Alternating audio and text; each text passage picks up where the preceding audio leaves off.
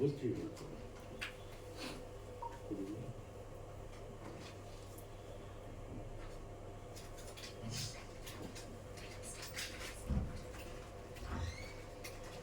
ओम अखंडमंडलाकारं जैन चराचरं तत्परं दर्शितं येन तस्मै श्रीगुरुवे नमः। गुरु ब्रह्मा गुरु विष्णु गुरुदेव महेश्वरं गुरु साक्षात् परब्रह्म तस्मै श्रीगुरुवे नमः। ओम ब्रह्ममयी महादेवी जैन भक्ति प्रदायिनी नमस्तुभ्यं योग विद्याये योग विद्या प्रदायिनी कपूर गौरम करुणावतारम संसार सारम भुजगेन्द्रहारम सदा वसन्तं हृदयारविन्दे त्वं भवानी सहितं नमामि। त्वमेव माता च पिता त्वमेव त्वमेव बन्धुश्च सखा त्वमेव विद्याधरं त्वमेव त्वमेव सर्वं मम देवदेव। ॐ पूर्णमदं पूर्णमिदं पूर्णात् पूर्णमुदच्यते पूर्णस्य पूर्णमादाय पूर्णमेवावशिष्यते। ॐ शान्ति शान्ति शान्तिः। नारायण हरि ओम् नारायण हरि ओम् शिव शिव ओम् हर हर ओम् शिव शिव ओम् हर हर ओम् नारायण हरि ओम् नारायण हरि ओम्। परमात्मा अंतर्यामी परमात्मा अंतर्यामी परमात्मा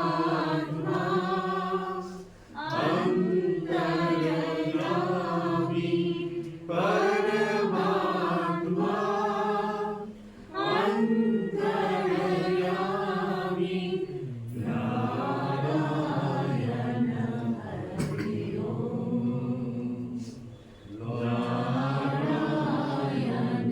हरि ओम् शिव शिव ओम् हर हर ओम् शिव शिव ओम् हर हर ओम् नारायण हरि ओम् नारायण हरि ओम् नारायण हरि ओम्।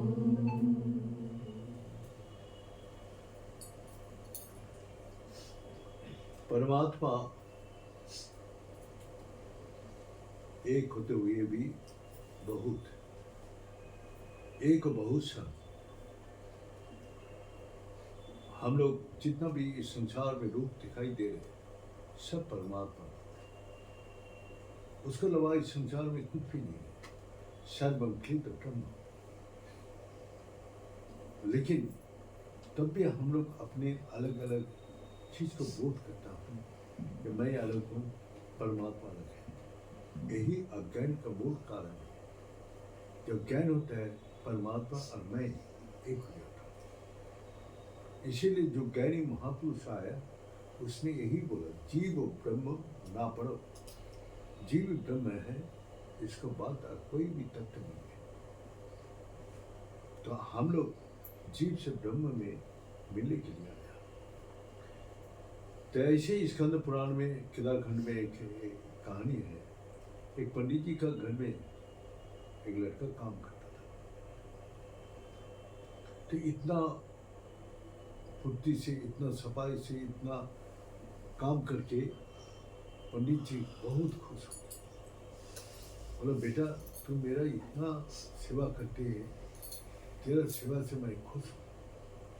मेरा पास तो ऐसा कोई धन दौलत नहीं तेरा दुख मिटा सकते, लेकिन जो तेरे को दे रहा हूँ ये तेरा को बहुत जन्म जन्म का दुख मिटा, लेकिन इसको सही ढंग से रखना। बस वही मंत्र दे दिया, एक ही अक्षर, वही ब्रह्म है। एतद अक्षरम परम ब्रह्म। यही अक्षर तेरे को सब कुछ देगा। और वो लड़का पंडित जी का बात को इतना विश्वास था, इतना उसको प्यार था कि पंडित जी जो बोल दिया वो दिन रात उस मंत्र के साथ लगा। पंडित जी का देहांत होने के बाद उस लड़का भी उस देहांत हो गया। अब देहांत होने के बाद उसको नौकर से कहाँ पहुंचे। तो भारतवर्ष में एक विद्वान जो सारी भारत में जिसका नाम प्रसिद्ध है, वो पंडित जी अपना चारों तरफ जब विख्यात हो गया तो अपना संसार जीवन शुरू किया। संसार जीवन होने के बाद उसको कोई संतान का प्राप्ति नहीं हुआ। तो फिर उसको वाइफ बोला, मैं तो आपको संतान को सुख नहीं दे सकता हूँ, तो आप एक काम करो, आप दूसरा शादी करो। तो पंडित जी फिर दूसरा शादी किया। उसके बाद वो अपना दुख निवारण करने के घर में शिव मंदिर था, उस मंदिर में सुबह से शाम तक निरंतर शिव उपासना में लगा रहा। दुख निवारण करने के लिए कहाँ गया? भगवान शंकर जी का दरबार। ऐसा करते करते उसने अचानक एक दिन शिवलिंग से सफेद ज्योति, तीव्र ज्योति प्रज्वलित हुआ और उसको अंदर देव का दर्शन हो गया। तो उसने स्वामी को बोला ऐसे ऐसे घटना हो। तो वो घटना होने के बाद उसके स्वामी बोला, देख भगवान शंकर जी का आशीर्वाद होगा, तेरा को कुछ प्राप्ति हो जाए। उसको विद्या से ये कुछ भी समझ में नहीं आ रहा। वो जो किताब पढ़ के ज्ञान अर्जन किया उसको समझ में नहीं आ रहा। शिवलिंग से कैसी ज्योति उत्पत्ति, कैसे उसमें समा गया, तो ये उसको समझ में नहीं। फिर वो आनंद से रहने लगा। और इधर जो शादी किया तो उसको भी वाइफ अपना इसको पुत्र संतान ना रहने का कारण उसको तिरस्कार करता था, अपमान करता था, उसको स्वामी भी गंजना करता था। इसका पुत्र का जन्म दिया और उसके बाद तीनों पुत्र का जो दूसरा शादी किया उसको पुत्र का प्राप्ति। पुत्र का प्राप्ति के बाद फिर उसने क्या किया, उसने अपना जब उसके पुत्र का प्राप्ति करने के बाद वो पुत्र भी माता का साथ नित्य वो अपना मंदिर में था, सुबह से शाम तक मंदिर में बैठा है। जब तक माँ पूजा करते हैं तब तक वो करेगी। अब बच्चा लोग को पढ़ने के लिए सबको भेजा पार्सल में, ये बोलता है हम पढ़ेंगे नहीं, हम जाएंगे। तो उसको माता पंडित जी बोला ये मूर्ख हो, उसको बहुत अपमान लांछना गंजना सहन करते रहे। लेकिन पुत्र को देख के उसको खुशी हुआ कि भगवान शंकर जी जब दिया है तो हमारा दुख भी इसी ने हरण कर दिया। उसने अपना भक्ति में लगा था, लड़का धीरे धीरे बड़ा हुआ। तो लेकिन बात किसी से नहीं करता है, ना अपना मम्मी से, ना कोई भाई, कोई पापा से, कोई बोले ये मूर्ख है, ये बहुत गंजना अपमान लांछना पिटाई कर देना सब कुछ सहन करते हैं। तो ऐसे करते करते बहुत दिन बीत गया। इसका उसका मम्मी इतना लांछना गंजना अपमान सहन करते करते थक गया, और कितना दिन सहन कर। तो एक दिन अपना बेटा को बोला, देख तू तो बड़ा हो गया, तू मेरे से बात क्यों नहीं करते, क्या कारण है? और तू तो देख रहे मेरा जीवन नौकर से भी नौकर है, कितना अपमान, कितना ये सहन करना, और मेरे से सहन नहीं होता है, और तेरा कारण और ज्यादा हमको सहन करना पड़ता है। तो फिर आज तू मेरे से बात नहीं करेगा तो मैं अपना जीवन समाप्त कर दूंगा और बचूंगा नहीं। तब उसने अपने माता से बात किया, क्या बात किया? तो वो बात सुन के उसका माथा हद हो गया कि मम्मी आप जानती नहीं, आपका मेरा कितना जन्म हुआ, पशु पक्षी पेड़ पौधा कीट पतंगों ये घूमते घूमते आज मनुष्य योनि को प्राप्त किया, मनुष्य जन्म मिला। और फिर यही कर्म करेंगे तो फिर हम भगवान शंकर जी से दूर चले जाएंगे, और वही कर्म भोगने के लिए हमको बार बार इस संसार में अलग अलग योनि में जाना पड़ता।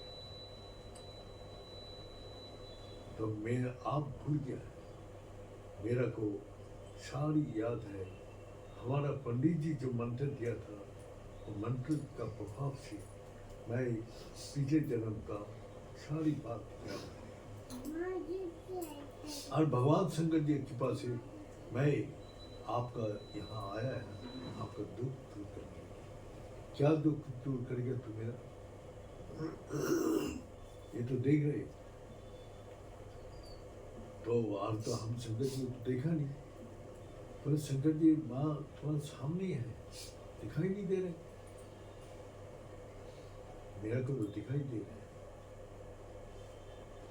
तो वो दिखाई दे रहा है जो उसने ज्ञान अर्जित किया, उसमें उसको बिल्कुल साफ दिखाई दे रहा है। तो इसके बाद फिर बोला जे देख, अगर तेरे को दिखाई देता है तो मेरे को दिखा। तो भगवान शंकर जी से प्रार्थना किया, हे प्रभु मेरा माता को आप दर्शन दीजिए। तो बोला ये अधिकार ही नहीं है, ये मोह माया में फंसा हुआ है, तेरा ज्ञान होने का कारण कोई मोह माया तेरा की स्पर्श नहीं कर पाती, ये हमारा कृपा से तू ये चीज को प्राप्त किया। तेरा मम्मी को डायरी कान में हाथ भरा तब मेरा को दिखाई दिया। तो डैडी हाथ उसको कंधा में रखा तो उसको भगवान शंकर जी सामने दिखाई दिया। जब सामने दिखाई दिया उसने प्रणाम किए, हे प्रभु मैं तो जानता हूँ आप मेरा दुख निवारण करेंगे ही करेंगे, लेकिन मैं माँ मेरा पुत्र है, पुत्र को इतना मूर्ख लांछन गंजना अपमान, और मेरा को भी ये लांछन गंजना अपमान लगा, इसको आप दूर कीजिए। तो बोले ठीक है, तुम जाओ। वहाँ राजसभा में सारी दुनिया का पंडित आया और उसने, हमारा एक भक्त है, उसने एक सवाल रखा, जिस सवाल का जवाब कोई नहीं दे पाएगा, यही बालक जाके देगा। और इस सारी संसार में बड़ा पंडित, तो राजा ने शर्त लगाया कि इस बातों का उत्तर जो देगा, मैं उसका आधा राजकुमारी को उसके साथ साथ। अब उसको पिताजी और 3 बालक सभी पहुंचा था वहाँ, वो लोग ज्ञानी गुणी पंडित बन के बैठा हुआ। तो शंकर जी जब हुक्म किया तो वो राजसभा में गया। राजसभा में जाके वही बताया।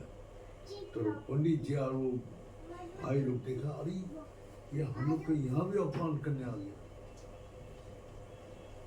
तो उसको बेटा जब आया, सारी सूरज का वहाँ पे चमक रहे थे मुखमंडल, सारी ज्ञानी गुनी उसको उठ के सम्मान किया।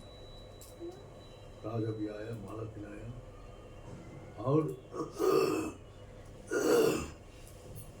उसने जो सवाल रखा था, सारी सवाल का उत्तर उसके मुख से भगवान शंकर ने दे दिया।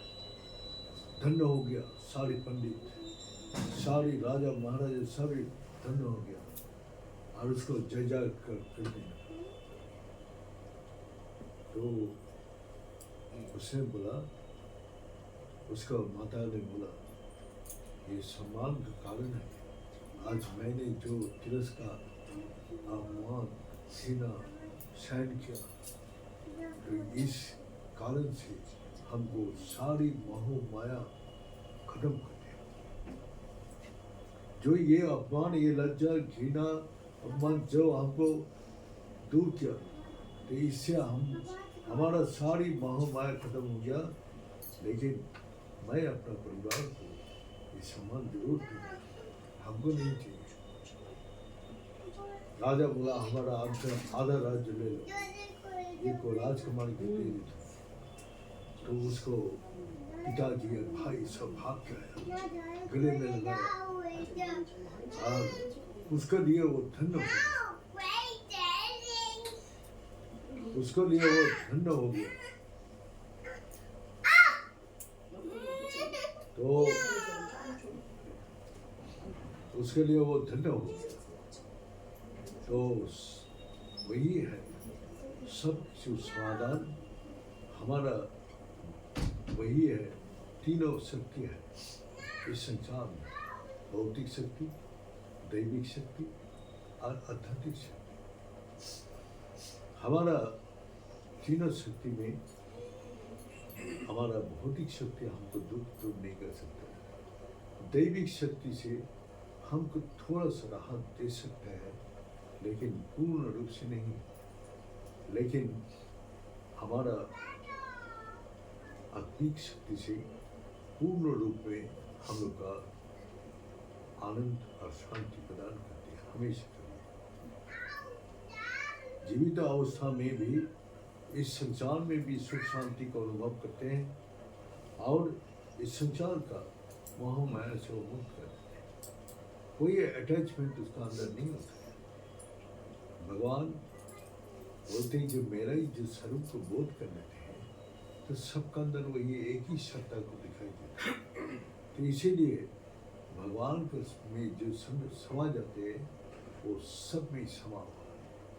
इसीलिए किसी का उसको अपना भी नहीं है और पड़ा भी नहीं है, सभी एक में समा हुआ है। तो यही गुरु जी बोला, जो जब हम लोग इस संसार में पेड़ में पानी डालते हैं, तो टहनी पत्ता में नहीं, जल में पानी डालते हैं। तो जैसे दुखों का विनाश का कारण ढूंढने के लिए भगवान बुद्ध बोला, दुख का निवारण तो बहुत कुछ है, लेकिन दुख का नाश हम करना चाहते हैं। और दुख आए न तो दुख का निवारण तो हो जाते हैं। डॉक्टर लोग कर देते क्या, बीमार हुआ, बीमार से मुक्त हो जाए, लेकिन उसका आयु जितना है वो क्या थोड़े बढ़ा सकते हैं? हाँ? आयु तो नहीं बढ़ा सकते, बीमार से मुक्त कर सकते हैं, लेकिन आयु को नहीं बढ़ा सकते। तो इसीलिए कोई कुछ नहीं बोल सकते। इस संसार में हम लोग भौतिक शक्ति से हम अपना भौतिक दुख को दूर कर सकते हैं, लेकिन दैवी शक्ति जैसे अचानक एक्सीडेंट हो गया, अचानक उसको भूचाल आ गया, अपना तूफान आ गया, अचानक उसको पैर टूट गया, कोई घटना जो अचानक होता है जो उसको पता ही नहीं है, तो उसको दैविक शक्ति से वो रक्षा कर देते हैं, दैविक शक्ति से रक्षा करते हैं। इसीलिए गुरु का कृपा जिसका ऊपर है वो हर अवस्था में उसकी रक्षा करते हैं। तो वही और आत्मिक शक्ति जब उसको जग जाते हैं तो उसको हर परिस्थिति में वो मोह माया को, देह का मोह, इस संसार का मोह और सभी मोह से जब वो मुक्त हो जाते हैं तो वही धीरे रूप से भगवान को, माने आत्मा को, दुख निवारण नहीं, आत्मा को जब पकड़ लेते हैं तो सारी दुखों का नाश हो जाता है। आत्मा में जरा, व्याधि, खुदा, तृष्णा, जन्म, मृत्यु कुछ भी नहीं है। आत्मा सब चीज में रहते हुए भी सब चीज से मुक्त है। इसीलिए आत्मा ज्ञान के लिए एक ही अक्षर है, और वही गुरु जी बोला ओम एतदलमनम सिस्टम, यही एक ही अक्षर, यही अवलंबनी श्रेष्ठ है। एतदलमनम ज्ञाता ब्रह्म लोक मैया थे, यही तुमको। और ओंकार क्या है? वही बोला धेनु सरा आत्मा ब्रह्म तल चमुच्चते। हम लोग को बोल रहे तुम्हारा पास जो है, जो तीर और धनुष दे दिया, तो प्रणव क्या बोलते हैं? ओंकार को बोल रहे ये धनुष है, मैं तीर हूँ। तो बोलते प्रणव धेनु सरा आत्मा, सरा आत्मा माने जीवात्मा, और ब्रह्म तल चमुच्चते, ब्रह्म ही हमारा एकमात्र लक्ष्य है। कब लक्ष्य को बीत कर सकते हैं? प्रवर्तन, जब प्रमात्र मन, बुद्धि, इंद्रिय का जो विकारों से जब वो मुक्त हो जाते तब वो वही लक्ष्य का प्राप्ति कर लेते। वेद भय सब ज्ञान को पार कर लेते, सब ज्ञान को प्राप्त कर लेते। तो इसीलिए हम लोग का मनुष्य देह में ये तीर धनुष और वही लक्ष्य भी बता दिया। लेकिन हमारा लक्ष्य किस में है? उसी में हमारा एनर्जी जा रहा है। हमारा लक्ष्य तो ब्रह्म में नहीं है, हमारा इस संसार का तरफ लक्ष्य है। तो हमारा सारी एनर्जी शक्ति जो है उस तरफ नहीं जा रहा है, दूसरी तरफ जा रहा है। तो इसीलिए वो उस शक्ति को जो पाना चाहते हैं, एकांत में जाके वो अपना साधना करें और वही लक्ष्य में स्थिर रह के जो लक्ष्य को प्राप्ति कर लेते हैं, फिर उसको कोई जरूरत नहीं करते हैं। जैसा दूध से दही जम जाए और कभी भी दही दूध में परिवर्तन नहीं होगा। तो इसी प्रकार जब एक बार ब्रह्म ज्ञान हो जाते फिर वो सारी बंधन से हमेशा के लिए मुक्त हो जाते हैं। तो यही कारण, जैसे गुरु जी हम लोग का था, गुरु जी बोला जो डॉक्टर मैं 2 साल बाद मरूंगा, डॉक्टर बोला जी 6 महीना, बोले गुरु जी आपको 6 महीना होगा ज़्यादा से। अरे डॉक्टर तू देख लेना, मैं 2 साल बाद जाऊँगा, जो दिन जाऊँगा वो आप भी मेरा पास ही होगा। कितना दिन पहले ये बात बोला, 2 साल पहले, वो तो मेरा सामने ही बात हुआ। और हम लोग को बोला 3 महीना पहले, जो आज हम माता से पूछेंगे कि हम धराधाम में कितना दिन रहेंगे। माता जी बोला 3 महीने, 3 महीने बाद तो इस धराधाम छोड़ के चला जाएगा।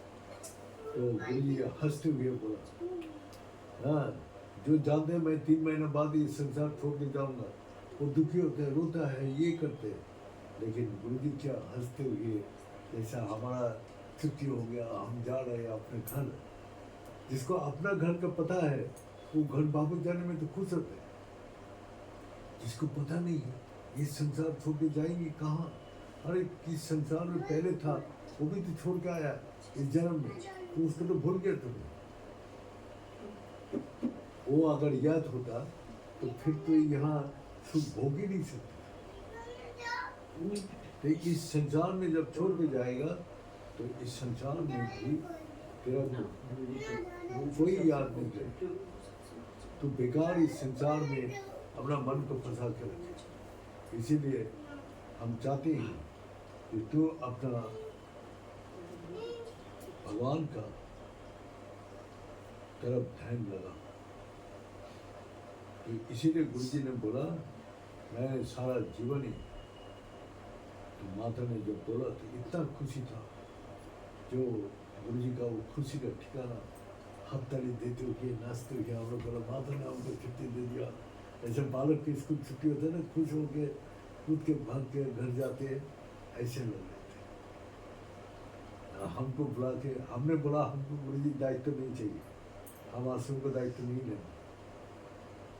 हमने ये नहीं बोला, क्या सुन, माता ने आदेश किया तेरे को ये दायित्व पूरा करना पड़ेगा, मेरा भी निर्देश है तो कर।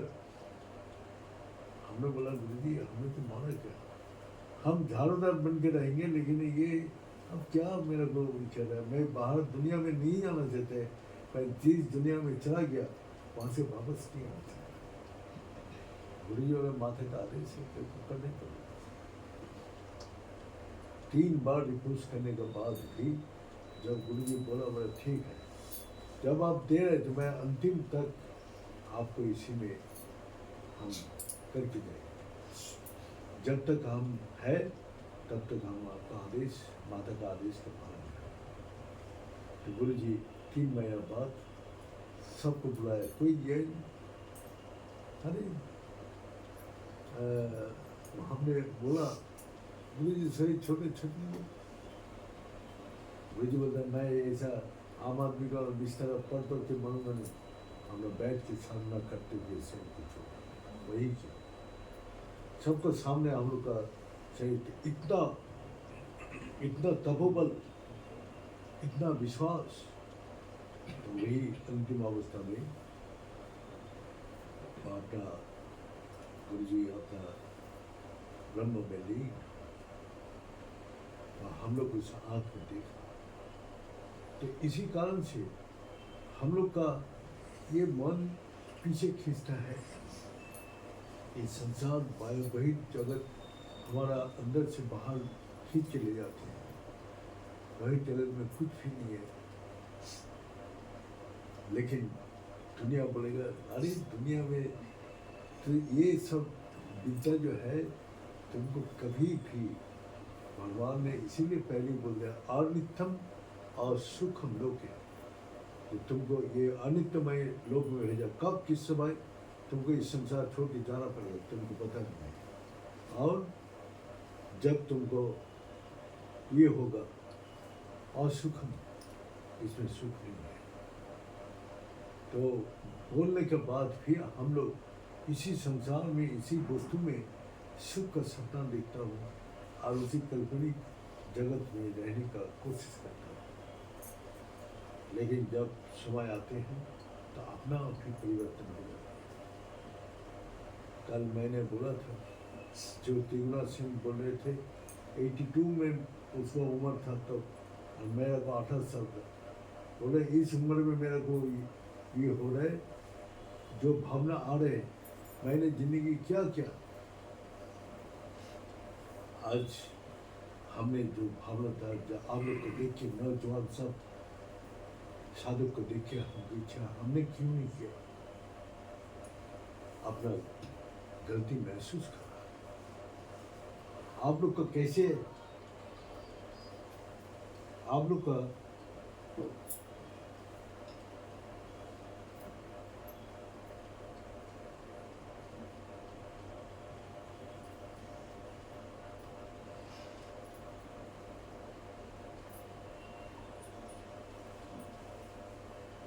का कैसे